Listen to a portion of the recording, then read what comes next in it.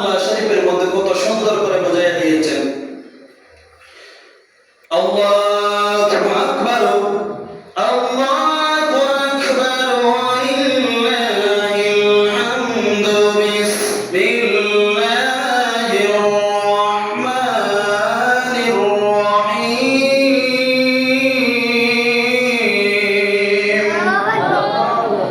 ইয়া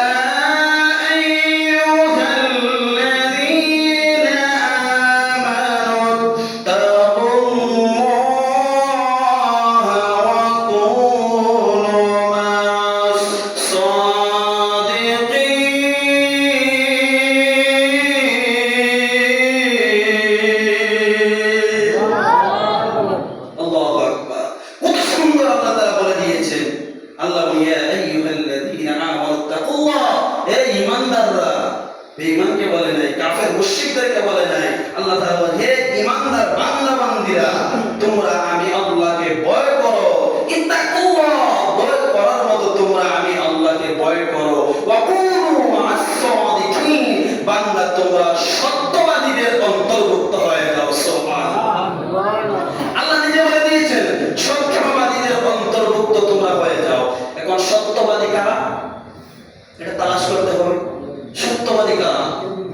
সত্যবাদী তারাই যারা আল্লাহর নেক, আল্লাহর ভয় তার অন্তরের মধ্যে আছে, নেক আমল যারা করে, সত্যের পথে যারা দাওয়াত দেয়, যারা দলজল আরম্ভ করে সত্যের পথে দাওয়াত দেয়, ইসলামের দাওয়াত দেয়, তাদের অন্তর্ভুক্ত হয়ে যাবে।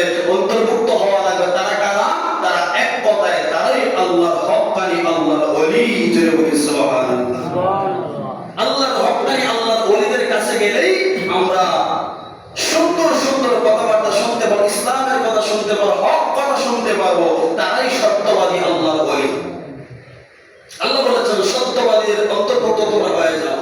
যদি সত্যবাদীদের অন্তর্ভুক্ত আমরা হয়ে যেতে পারি, তার সাথে মিল মহব্বত আমরা রাখতে পারি এই জমিনের মধ্যে, তাহলে দুনিয়ার মধ্যে আল্লাহর নবী বলেন যার সাথে যার মিল তার সাথে তার হাসর।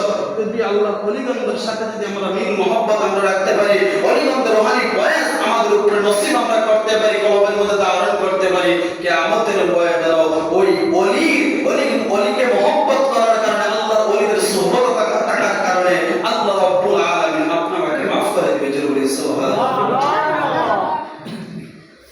আমার আল্লাহ রাব্বুল আলামিন ওলিদের ব্যাপারে কত সুন্দর করে স্পষ্ট করে বোঝাইয়া দিয়েছেন। বাবা আমার, বন্ধু আমার, আল্লাহ তাআলা বলেন, আলা ইন্না আউলিয়া আল্লাহি লা খাউফুন আলাইহিম ওয়া লা হুম ইয়াহজানুন।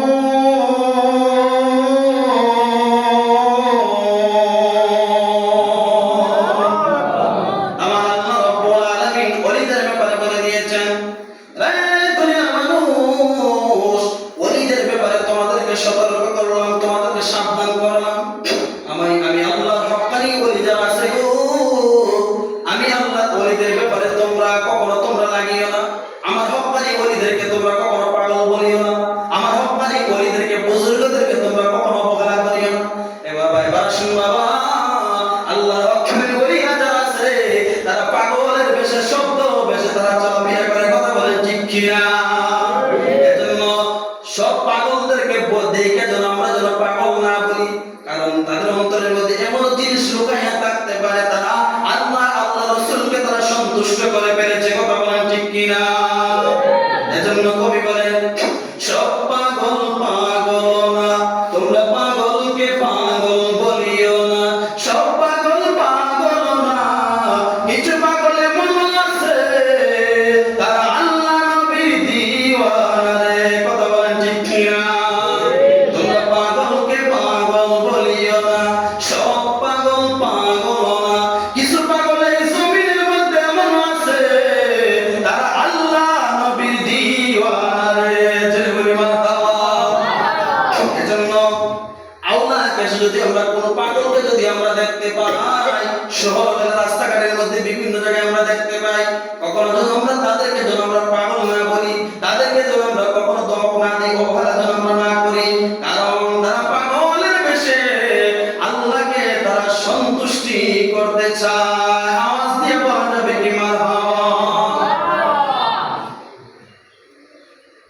যদি সন্তুষ্ট করতে হয়, আল্লাহকে রাজি করতে হয়, তাহলে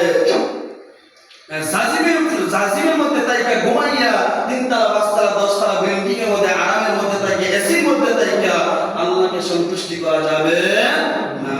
আল্লাহকে সন্তুষ্টি করতে হলে বন্ধনগুলোর মধ্যে যাও, বিভিন্ন জায়গার মধ্যে মানুষকে ইসলামের দাওয়াত, কালেমার দাওয়াত দাও। এবার শুনুন, আমার আল্লাহ ওলিদের ব্যাপারে বলেছেন, রে দুনিয়ার মানুষ, তোমাদেরকে আমি আল্লাহ সতর্ক করে দিলাম, তোমরা ওলিদেরকে তোমরা অবহেলা করবে না। কারণ এই ওলিদের ব্যাপারে আমি আল্লাহ সার্টিফিকেট দিয়ে দিয়েছি, ওয়ারেন্টিও গ্যারান্টিও দিয়ে দিয়েছি। তারা এই জমিনের মধ্যে তারা থাকবে, চলবে, চলাফেরা করবে, ক্ষমতা করবে, তাদের কোনো ভয় নাই, ভয় নাই। এমনকি তারা ইন্তেকাল করার পর তাদের কোনো টেনশন নাই। জুড়ে বলি সুবহানাল্লাহ। ওলিদের ব্যাপারে আল্লাহ তাআলা ঘোষণা দিয়েছেন, ওলিদের ব্যাপারে আল্লাহ তাআলা সার্টিফিকেট দিয়েছেন। এজন্য হক্কানি ওলিদের সুহবত আমরা যাওয়ার দরকার আছে না নাই? ইন্না রাহমাতাল্লাহি করিবুম মিনাল মুহসিনিন।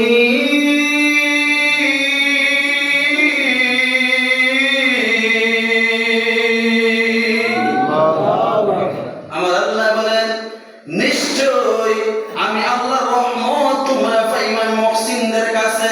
মুহসিন বান্দা কারা? এক কথায় আল্লাহর রহমত যদি তোমরা পেতে চাও, তাহলে আমি আল্লাহর ওলিদের দরবারে চলে যাও। জয় বলি সুবহানাল্লাহ। ওলিরা কেমন মাপের ওলি ছিলেন? আমার গাউসে পাক হুজুর আব্দুল কাদের জিলানী রাহমাতুল্লাহি আলাইহি, উনি ওনার বাসার মধ্যে, ঘরের মধ্যে উনি কথা বলে, উনি আল্লাহর রিয়াজত করতে পারতেন না, আমল আল্লাহ করতে পারতেন না। মানুষ তারা ওনাকে ডিস্টার্ব করতে, মানুষ ওনাকে পেরেশানি দিতে, উনি আল্লাহকে সন্তুষ্ট করার জন্য উনি কোথায় বের হয়ে গিয়েছেন। আল্লাহর ওলি হইতে পারলে, আল্লাহর বন্ধু হইতে পারলে দেখেন কেমন লাভ আছে। আল্লাহ বলে, যেই ব্যক্তি আমি আল্লাহর হয়ে যায়, মাল্লাকুল মাওলা ফালাহুল বুল, যেই ব্যক্তি আমি আল্লাহর হয়ে যায়, ওই ব্যক্তির জন্য तमाम দুনিয়াটাকে আমি আল্লাহ গোলাম বানায় দেই। আল্লাহ বলে, যে ব্যক্তি আমি আল্লাহর হয়ে যায়, ওই ব্যক্তির জন্য আমি আল্লাহ তাকে तमाम দুনিয়াটাকে তার গোলাম বানায় দেই। সে যাই বলবে তাই শুনবে। সুবহানাল্লাহ। কারণ তারা আল্লাহ তার পরত্ব ক্ষমতা, তারা এই বিজয়ী তারা দান করেছে। কারণ তারা আল্লাহকে, তারা সব সময় আল্লাহকে ডাকতেন, আল্লাহকে তারা সন্তুষ্টি করে ফেলেছে। আব্দুল কাদের জিলানী রাহমাতুল্লাহি আলাইহি, উনি একটা জঙ্গলের মধ্যে চলে গেলেন। জঙ্গলের মধ্যে যাই উনি রিয়াজত করতেছেন, আল্লাহকে ডাকতেছেন, আল্লাহর গোলামি করতেছেন। একদিন নয়, 2 দিন নয়, 3 দিন আল্লাহর রিয়াজত করতেছেন। এবং রিয়াজত কি আমরা বুঝি না। এদিকে অন্য সময় বলবো, আল্লাহর ওলি 3 দিন ভরা রিয়াজত করতেছেন। এমন অবস্থায় ওনার গলাটা শুকাইয়া গিয়েছে, পিপাসা লেগে গেছে। ওনার তো চতুর্দিকে কোনো পানির সন্ধান উনি পাইতেছেন না। আল্লাহকে বলতেছেন, আল্লাহ, আমি রিয়াজত করতে করতে আমার পানির পিপাসা লেগে গেছে, আমার গলাটা শুকাইয়া যাইতেছে, কোথাও পানি খুঁজে পাইতেছি না। আল্লাহ একটু পানির ব্যবস্থা করে দাও। গাউসে পাক আব্দুল কাদের জিলানী রাহমাতুল্লাহি আলাইহি, উনি ওনার জবান মোবারক দিয়া আল্লাহর কাছে বলতে দেরি হয়েছে, আমার আল্লাহ অশ্রু দ্বারা বৃষ্টি নাজিল করতে দেরি করেন না। আমার আল্লাহ সাথে বৃষ্টি নাজিল করে দিয়েছে। কারণ আল্লাহর ওলিদের জবান পবিত্র জবান, আল্লাহর ওলিদের জবান আল্লাহর কুদরতি জবান, আল্লাহর ওলিদের হাত আল্লাহর কুদরতি হাত, আল্লাহর ওলিদের পা আল্লাহর কুদরতি পা। তাদের হাত কিন্তু সাধারণ হাত না। হক্কানি আল্লাহর ওলি যারা আছে, হক্কানি আল্লাহর বন্ধু যারা আছে, তারা যেই জবান দিয়ে কথা বলে, ওই কথাটাই আল্লাহর কুদরতি কথা হয়ে যায়। জোরে বলে সুবহানাল্লাহ। তারা যেই হাত দিয়া, যে তাদের যে হাতটা আছে, এই হাতটা তার আর সাধারণ কোনো হাত থাকে না। এই তাদের হাতটা আল্লাহর কুদরতি হাত হয়ে যায়। দেখবেন হক্কানি আল্লাহর ওলিরা যদি কোনো মানুষকে যদি মাথার মধ্যে হাত বুলাইয়া দেয়, তাদের যত বড়ই মুসিবত থাকে না কেন, যত বড়ই রোগ থাকে না কেন, সাথে সাথে ভালো হয়ে যায়। সুবহানাল্লাহ। এটা আল্লাহর কুদরতি হাত। কারণ এই হাতের দ্বারা আল্লাহর রহমত আছে। ওই যে আল্লাহ বলেছেন, ইন্না রাহমাতাল্লাহি কারীবুম মিনাল মুহসিনিন। যদি তোমরা আমি আল্লাহর রহমত যদি তোমরা পেতে চাও তোমরা মুহসিনদের কাছে চলে যাও, মুহসিন বান্দার কাছে তোমরা চলে যাও। মুহসিন বান্দারা কারা? মুহসিন বান্দারাই আল্লাহর ওলি। জোরে বলি সুবহানাল্লাহ। হুজুর গাউসে পাক আব্দুল কাদের জিলানী রাহমাতুল্লাহি আলাইহি এমন ভাবে আল্লাহর নৈকট্য তিনি লাভ করেছেন, উনি যখন রাস্তা দিয়ে হেঁটে হেঁটে যাইতেন ওই জমিনের পশু পঙ্খি পর্যন্ত, গাছ বৃক্ষ পর্যন্ত, বাঘ পর্যন্ত গাউসে পাকের সামনের মধ্যে আইসা বাঘের নেশটা হারাইয়া গাউসে পাকের স্বাগতম জানাইতে জোরে বলে সুবহানাল্লাহ। বাঘ পর্যন্ত চিনে ফেলছে আল্লাহর ওলি কারা। একদিন গাউসে পাকের মা ডাক দিয়ে বলে, বাবা গাউসে পাক আব্দুল কাদের তুমি একটা কাজ করো, আমি ওই একটা কাজ দিলে যে আমার ওই কাজটা তুমি করে দাও। গাউসে পাক বলে, না আমি পারবো না। গাউসে পাকের মা বলে, তুমি পারবা না? তোমার জন্য আমি কত কষ্ট করেছি, তুমি আমার কথাটা উল্টাইয়ে ফেললা, তুমি আমার সঙ্গে তুমি বেয়াদবি করেছো। আসলে না, গাউসে পাক কিন্তু বেয়াদবি করেনি। গাউসে পাক বুঝাইয়া দিয়েছেন উনি কত বড় মাফের ওলি হয়েছেন, উনি ওনার মাকে বোঝাইতে চাচ্ছেন। আরে গাউসে পাক ওলি হয়েছেন দুনিয়ার মধ্যে আইসা, কিন্তু তিনি ওলি হন নাই, তিনি ওনার মায়ের গর্ভের মধ্যে তাইকে আল্লাহ ওলি হয়ে আসছেন। যদি বলি সুবহানাল্লাহ। উনি হচ্ছে মাদার জাত ওলি। উনি বললেন, মা আমি পারবো না। গাউসে পাক মা বললেন, না তুমি পারবা না কেন, তুমি কি বেয়াদবি করতেছো কেন? উনি বললেন, না মা আমি বেয়াদবি করি না, আমি পারবো না। গাউসে পাকের মা বললেন, তোমার জন্য আমি কত কষ্ট করেছি, 10 মাস 10 দিন তোমাকে আমার গর্ভের মধ্যে ধারণ করেছি, তোমাকে নিয়ে অনেক কষ্ট করেছি, তুমি আমার কথাটা উল্টাইয়ে ফেললে, তার কারণটা কি? গাউসে পাক ডাক দিয়া বলে, মা তুমি আমার জন্য কষ্ট করেছো, আমি তোমার জন্য কম কষ্ট করি নাই। জোরে বলা যাবে কি মারহাবা? ছোট বাচ্চা বলে, তুমি আমার জন্য কষ্ট করেছো, আমি তোমার জন্য কম কষ্ট করি নাই। গাউসে পাক ডাক দিয়ে বলেন, মা আমি তোমার জন্য অনেক কষ্ট করেছি। গাউসে পাক আম্মা বলেন, বাবা তুমি আমার জন্য কি কষ্ট করেছো তো বলো তো।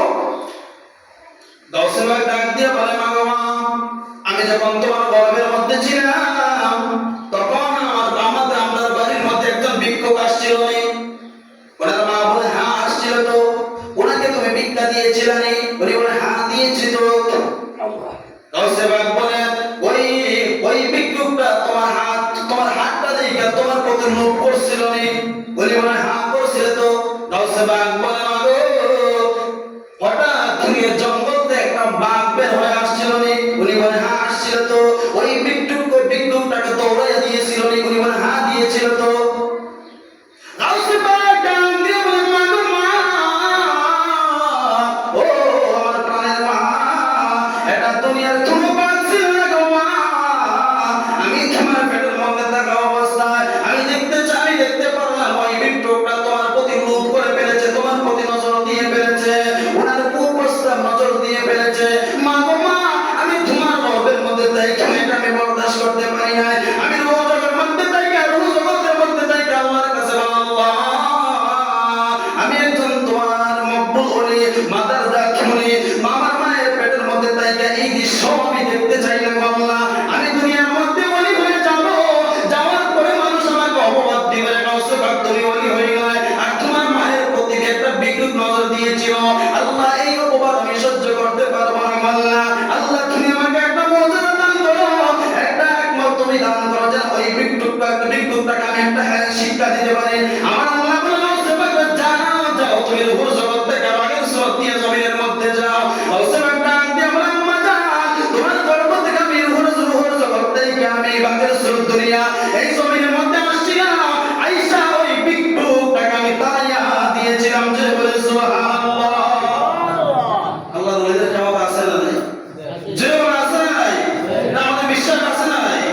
বিশ্বাস রাখতে হবে, বিশ্বাস রাখার নামই ঈমান। কেমন মাফি বলি শুনে আমরা গাউসে পাক শুধু মায়ের গর্ভের মধ্যে টাকা অবস্থানে না, আল্লাহ বলেছেন আমার ওলিদের ব্যাপারে আমি আল্লাহ গ্যারান্টি দিলাম, দুনিয়াতেও কোনো চিন্তা নাই, পরকালে তাদের কোনো চিন্তা নাই, ইন্তেকাল করার পরেও আল্লাহর ওলিরা যারা আছে তারা যেদিকে ইচ্ছা যেদিকে মন চায় সুবহানাল্লাহ। কারণ আল্লাহর ওলিরা, আল্লাহর হক্কানি ওলি, আল্লাহর হক্কানি ওলিরা কবরের মধ্যে তারা সশরীরে তারা জিন্দা আছেন। কথা বলেন ঠিক না ঠিক? এই বিশ্বাস আমাদের আছে না নাই? বিশ্বাস রাখতে হবে, কারণ এটা ওলিয়া উলিয়ার দেশ, বাবা শাহজালালের দেশ, বাবা শাহপরানের দেশ। এই ওলি ওই এই দেশের মধ্যে ইসলামের দাওয়াত দিয়েছেন। ইসলামটা আমরা পেয়েছি হক্কানি আল্লাহর ওলিদের মাধ্যমে। কথা বলেন ঠিক কিনা? আল্লাহর ওলিদের মাধ্যমে আমরা ইসলামটাকে আমরা পেয়েছি। ইসলাম কিন্তু এত সহজ না, এমনি এমনি ইসলাম আসলে আমাদের ঘরে ঘরে আল্লাহর হক্কানি ওলিরা ইসলামের দাওয়াত আমাদের কাছের মধ্যে নিয়ে আসছে। গাউসুল বাক আব্দুল কাদের জিলানী রাহমাতুল্লাহি আলাইহি উনি একটা মজলিসের মধ্যে, একটা অনুষ্ঠানের মধ্যে চলে গেলেন, একটা মাহফিলের মধ্যে চলে গেলেন। যেই মাহফিলের মধ্যে শত শত শত শত আল্লাহর ওলিরা বসা আছে, আল্লাহর কুতুবরা বসা আছে। এখানে আমাদের যেমন তেমন বান্দা এখানে মধ্যে বসা নাই, বড় বড় আল্লাহর ওলিরা বসা আছে এই ওয়াজের মধ্যে, মাহফিলের মধ্যে। একজন আরেকজন ওলি তাকায় দেখতেছে, যেই জায়গার মধ্যে বক্তব্য দেওয়া হয় ওই জায়গার মধ্যে একটা চেয়ার আছে, ওই যে চেয়ারের জায়গাটা খালি। একজন আরেকজনে বলতেছে যাও তুমি বক্তব্য দাও। উনি বলে না না আমি পারবো না, কারণ আমার খিলিতে বড় বড় ওলি আছে, আমি কিভাবে যাবো, এটা কিভাবে সম্ভব? আরেকজন ওলি ডাক দিয়ে বলে তুমি যাও। না আমি পারবো না। আর 200 ওলি আছে, কিভাবে যাবো? কারণ এখানের মধ্যে একজনের চাইতে আরেকজন উত্তম আল্লাহর ওলিরা, কিন্তু কাহারও বক্তব্য দেওয়ার মতো কারো সাহস হয় না। দেখেন এই জমিনের মধ্যে তার এলেম আছে, আমল আছে, পড়তে পড়লে আমরা পড়তে পড়তে সব পড়ালেখা কমপ্লিট হয়ে গেছে, কিন্তু 10 জনের সামনে দাঁড়াইয়া বক্তৃতা দেওয়ার তার ক্ষমতা হয় না। কথা বলে ঠিক কিনা? 10 জনের সামনে দাঁড়াইয়া বক্তব্য দিতে তার সাহস হয় না। আর সাফাবাজের দান্দাবাজি সুকুর করে অহংকারে টিকি করতে পারে। কথা বলে ঠিক কিনা? মানুষের ভালো উপদেশ দেওয়ার মতো তার হিম্মত থাকে না, কারণ সেই যোগ্যতা আল্লাহ তাকে দেয় না। কারণ এই যোগ্যতা পেতে হলে আল্লাহর দয়া আর মায়া ছাড়া কোনো উপায় থাকবে না। আপনি চাইলেই কিন্তু একজন দক্ষ বেচারক হতে পারবেন না, আপনি চাইলেও কিন্তু একজন আল্লাহওয়ালা হইতে পারবেন না। কিছু কোয়ালিটি আছে, এগুলো আপনি মেনটেন করে চলতে হবে, আল্লাহকে রাজি খুশি করতে হবে। এই অনুষ্ঠানের মধ্যে কেউ যাইতে চায় না। আমার বলছে বাক আব্দুল কাদের জিলানী রাহমাতুল্লাহি আলাইহি উনি চোখের পানি ছেড়ে ছেড়ে ছেড়ে ছেড়ে আমার কাছে কান্না করতেছেন। আল্লাহ বলে ফাল্লায়াদহাকু কালিলা ওয়াল ইয়াকুতু কাসীরা।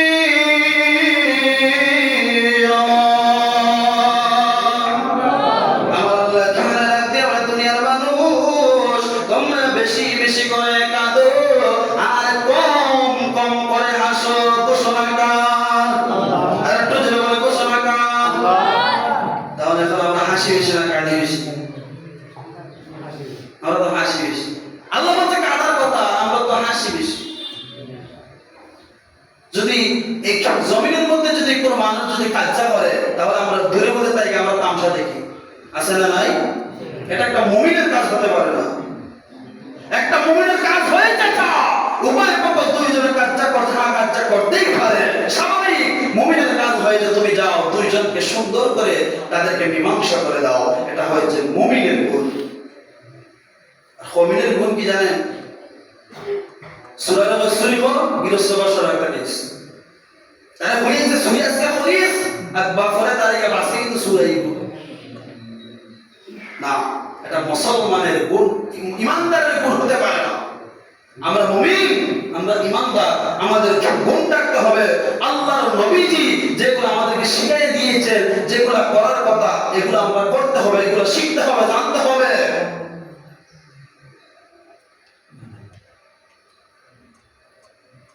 একটা মানুষ, অসহায় মানুষ, দুর্বল মানুষ সমাজের মধ্যে বসবাস করতেছে,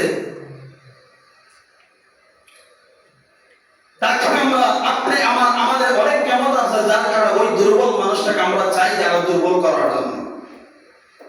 না, এটা চলবে না। তার সব একজন মানুষ,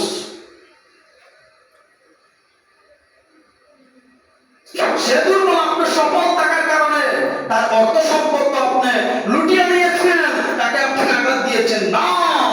এটার বিচার কিয়ামতের ময়দানে আল্লাহর কাছে দিতে হবে। আল্লাহর কোন ইবাদত যদি আপনি আমি যদি না করি, না করেন, আল্লাহর যদি দয়া হয়, মায়া হয়, আল্লাহ মাফ করে দিতে পারে। কিন্তু বান্দাকে যে কষ্ট দেওয়া হয়, বান্দার হক যদি নষ্ট করে দেওয়া হয়, যতক্ষণ পর্যন্ত ওই বান্দা তাকে ক্ষমা না করবে, ততক্ষণ পর্যন্ত আল্লাহ তাকে ক্ষমা করবে না। কথা বলেন ঠিক কি না? এজন্য বান্দার হক যথাসময়ে তাকে পৌঁছায় দেওয়া বান্দার উপরে জরুরি এবং কর্তব্য, দায়িত্ব। আরেকটা কথা, এতিম মিসকিন বিধবা যারা আছে, বাবারে তারা বড় অসহায়, তারা একমাত্র আল্লাহ ছাড়া তাদের ভরণ পোষণ নেওয়ার মতো, দেখার মতো পৃথিবীতে আর কেউ নাই। আল্লাহর নবী বলেছেন, আমার এতিম উম্মতের মধ্যে এতিম মিসকিন বিধবা যারা আছে তাদেরকে যদি তোমরা সহায়তা করো, তাদেরকে যদি তোমরা মায়া করো, তাদের মাথার মধ্যে যদি তুমি হাত বুলিয়ে দাও, তারা যতটুকু খুশি হবে, লক্ষ টাকা দিলেও এতটুকু খুশি হবে না। এতিম মিসকিন বিধবা এরা হয়েছে মায়ার পাগল। এরাকে আপনি মায়া করে দেখেন, দেখবেন আল্লাহ খুশি হবে। দেখেন আমাদের শামসুল উলামা আল্লামা ফুতুলি সাহেব রাহমাতুল্লাহি আলাইহি, সুযোগ্য সাহেব দাদা বড় সাকিব রাহমাতুল্লাহ আলাইহি, শত শত হাজার হাজার এতিম অসহায় বিধবা তাদেরকে তাই ভরণ পোষণ দিতেছেন। কেন?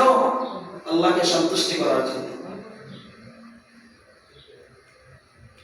এখন পৃথিবীতে অসহায়দের অভিভাবক, এতিমদের অভিভাবক, বিধবাদের অভিভাবক যদি থেকে থাকেন, একজন সাদা মহান মানুষ আছেন, তিনি আমাদের বড় সাহেব কিবলা এই পৃথিবীতে জমিনের মধ্যে আছেন। যদি আল্লাহকে সন্তুষ্টি করতে চান, আল্লাহকে যদি পাইতে চান, তাহলে এতিমের পাশে দাঁড়ান, মিসকিনের পাশে দাঁড়ান। অথচ দাঁড়ানি তো না, দাঁড়াইতে তো চানি না, আবার এতিম মিসকিনকে ঠকাইয়া তাদের কলিজার মধ্যে আঘাত দিতেছেন না। কিয়ামতের ময়দানে যদি কোনো ব্যক্তি এতিম মিসকিনকে ঠকায়, তাদেরকে কষ্ট দেয়, কিয়ামতের ময়দানে তার মুখে দিয়ে আল্লাহ তাআলা আগুনের লুপ্পা ঢুকাই দেবে। আগুনের লুপ্পা তার মুখে দিয়ে ঢুকাই দেবে, আগুন ধরায় দেবে, দাও দাও দাও দাও করে জ্বলবে। আর এতিম মিসকিন যারা আছে, তারা সেই সময় তারা অন্তর খুলে তারা হাসবে। কেন হাসবে জানে?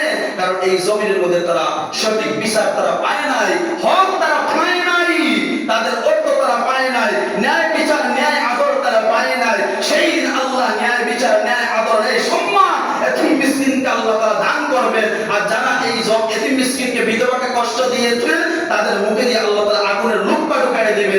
আর ওই এতিম মিসকিনে তারা মন খুলে তারা হাসবে, আল্লাহকে শুকরিয়া আদায় করবে। আর আল্লাহ, আমরা জানতাম, আমরা বিশ্বাস করছিলাম সমস্ত বিচারকদের বিচার একজন আছে, তুমি আমার আল্লাহ। এই জমিনের মধ্যে যদি ইহকালে যদি বিচার যদি নাও পায়, তাকে কোনো দুঃখ নাই, কষ্ট ছিল না। আমরা বিশ্বাস করতাম যে আমাদের ময়দানে ওই জাহেলদের মুরাকাব না হবে, শয়তানদের বিচার একদিন ঠিকই তুমি আল্লাহকে আমাদের ময়দানে করবে। কথা বলে ঠিক কি না?